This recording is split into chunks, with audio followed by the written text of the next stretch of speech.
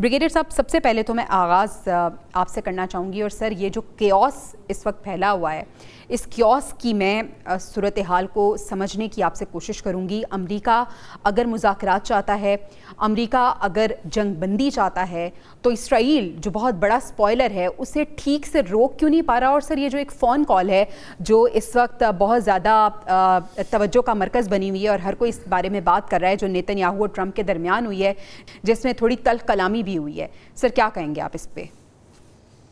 लेकिन बात यह है कि who is responsible to that carry out dialogue between USA and Iran? It is USA. USA has to control its proxy जो है ईरान इजराइल पर।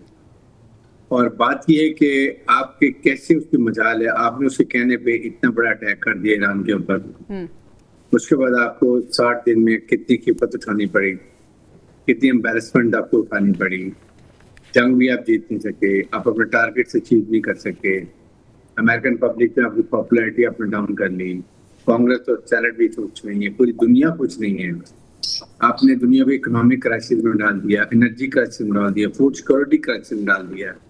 Everybody keeping the finger cross कि अब क्या होने वाला है। हर रोज आप कहते हैं कि मुसब्बत फील्ड मार्शल गए ईरान, इतनी पर्सनल एफर्ट के साथ सारा तैयार हुआ, दोनों मुल्कों को दिया, अप्रूव हुआ, अंडरस्टैंडिंग हो गई। आपने कहा 1-2 दिन में हम स्ट्रेट हॉर्मुज़ खोल देंगे, ब्लॉकेट खत्म कर देंगे, अनाउंस कर दिया कि अनाउंस कर दिया जी सर। तो उसके बाद आप जाते हैं वॉर सिचुएशन में, रूम में जाते हैं, वहां जाके आप को आपके ऊपर कन्वीन होते मीन कि आपका स्पॉइलर तो है ना जो इजराइल ने पहुंचा, वो क्या चाहते हैं। आप देखें ना, क्लियर ईरान की पॉलिसी है कि लेबनान के ऊपर जंगबंदी शरारती आपने किया, लेकिन now how it is possible कि वहां जाके 25% हिस्से पे उसने लेबनान की कब्जा कर लिया। ग्रेटर इजराइल का जो ख्वाब है वो पूरा करता जा रहा है जी। और जो एक कासल जो इतने पुराना सदियों साल पुराना, उस पर जाकर उसने झंडा लहरा दिया। ये करने के बाद भी आप अब उसको कॉल कर रहे हैं, गुस्सा करें। What is the purpose? You want to tell the world that mister Trump is not happy what Israel doing? Israel can not do anything without the consent of Americans.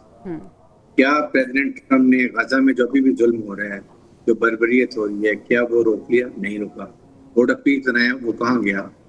तो इसलिए ये देखने की बात, और ईरान इज कंसिस्टेंट, उसने जो बात की, अब उन्होंने मेरे ख्याल में लगा उनकी चेंज पॉलिसी हो रही कि हम we may not even continue with the talk till the time आप लेबनान पर अटैक बंद करें और उनके जो इलाके हैं वो वापस करें।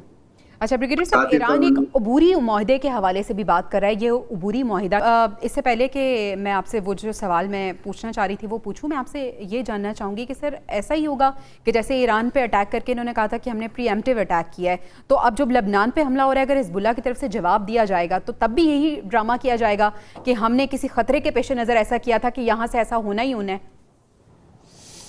देखिए, यही तो प्रॉब्लम है कि एक सबसे बड़ी बात है, तो आपने यूनाइटेड नेशन को बनाया, उसको आपने बिल्कुल रिटर्न कर दिया, आप अपना कानून बना के बैठे हुए और पूरी दुनिया तमाशा देख रही है। कितने जुल्म, इंतहा की बात है, मुझे बताइए। और उसके बाद आपने खुद एक उसमें अकॉर्ड में कर लिया, एग्री कर लिया, फील्ड मार्शल ईरान गए, वहां अमेरिका को कन्विंस किया और जंगबंदी हो गई इजराइल की और लेबनान की, और फिर उसके बाद 2-3 दिन के बाद उसने फिर शुरू कर दिया। और अब प्रॉपर ग्रेटर इजराइल के लिए वो 20 से 25% इलाके पे अपना कब्जा करके झंडा लगा चुके हैं। जी सर। वॉल्यूम इससे अंदाजा लगा लें। और ईरान ने बिल्कुल ठीक है, बल्कि मैं कहता हूँ ऑनेस्टली ईरान को चाहिए कि उसको कहना चाहिए कि हम आपसे मुज़ाकरात नहीं करेंगे जब तक ये इलाके खाली नहीं होते। नंबर 1। नंबर 2, आप वहां पर जंगबंदी नहीं होती है, we will not negotiate. Pakistan की इतनी एफर्ट है, यही तो स्पॉयलर्स हैं, ये स्पॉयलर्स नहीं है और ये अमेरिका की मर्जी से चल रही है, अमेरिका की प्रॉक्सीज हैं। ये जो अमेरिका कहता है वो ये करता है, और वो होता ही है कि वो कहेगा जी इजराइल कर रहा है, हम तो मैं तो बड़ा उसको डांट रहा हूँ, लड़ाई झगड़ा कर रहा हूँ। ईरान की इजराइल की मजाल नहीं है, कौन देता है वेपन एमुनिशन भर भर के? बिल्कुल ब्रिगेडियर साहब, आपका पॉइंट आ गया। अब मैं आपसे वो सवाल करना चाहूँगी जो ईरान इस वक्त प्लान कर रहा है एक अबूरी मुआहदे के हवाले से। मौशी दबाव बहुत ज़्यादा हो रहा है, अंदरूनी हालात जो हैं वो बहुत ज़्यादा इंस्टेबिलिटी की तरफ जा रहे हैं, तो ये खबर आ रही है कि इनको मुस्तहकम करने के लिए एक अबूरी मुआहदे पे गौर किया जा रहा है ईरान की तरफ से। सर, ये अबूरी माहिदा अपेरेंटली क्या हो सकता है? देखिए, अबूरी मुआहदा सबसे पहले ये हो सकता है जो हम पहले भी बात कर रहे थे, तो ट्रम्प ने अनाउंस किया था with the consent of Iran कि नेवल ब्लॉकेड ईरान का और स्ट्रेट ऑफ हॉर्मुज खोला जाए, आर्धी जंगबंदी की जाए 60 डेज की, ताकि ये जो शिप मूवमेंट है जिससे क्राइसिस इकोनॉमिक एनर्जी और फूड शॉर्टेज ये स्टार्ट हो जाए।